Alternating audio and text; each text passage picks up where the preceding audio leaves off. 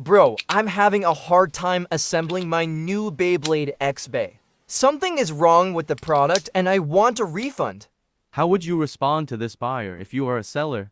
By the end of this video, you'll be able to answer this buyer's question like a pro. This how to assemble tutorial might seem basic. Understanding the theory will help you keep your Beyblades in good condition. It's also perfect for parents who want to impress their kids with their Beyblade X knowledge. Let's get started. We already know that as of now, Beyblade X-Bays consist of three main components: blade, ratchet, and bit. To properly assemble a Beyblade X-Bay, begin with the blade and ratchet and complete the assembly with the bit. But why? Let me show you. I assemble the ratchet and bit first, and then the blade, just like what the buyer did. You'll find it difficult to lock the bay because of the burst resistance mechanism, especially this flat bit. Here's the lock mechanism on the ratchet.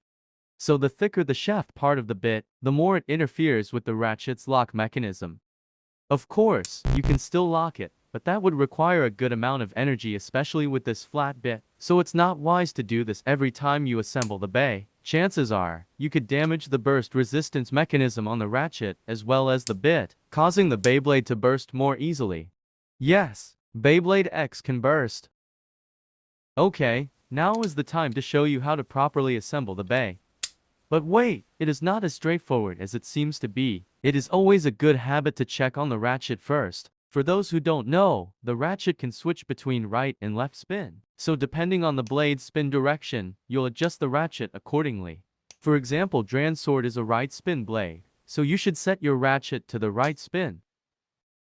If you set it to the wrong spin direction, you risk damaging both the ratchet and the blade when you attempt to force them together. So it is important to set the ratchet correctly. The back of the blade and the ratchet cover should match like this. When done correctly, you should be able to lock them together with a gentle twist. For right spin, twist counterclockwise to lock, and for left spin, do the opposite. Now you can explain the buyer's mistake.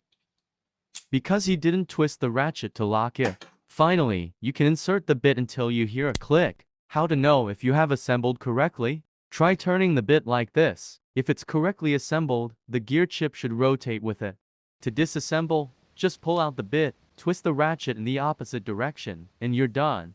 Don't underestimate the importance of assembling correctly. Doing it right will keep your bay in good condition, especially for expensive ones.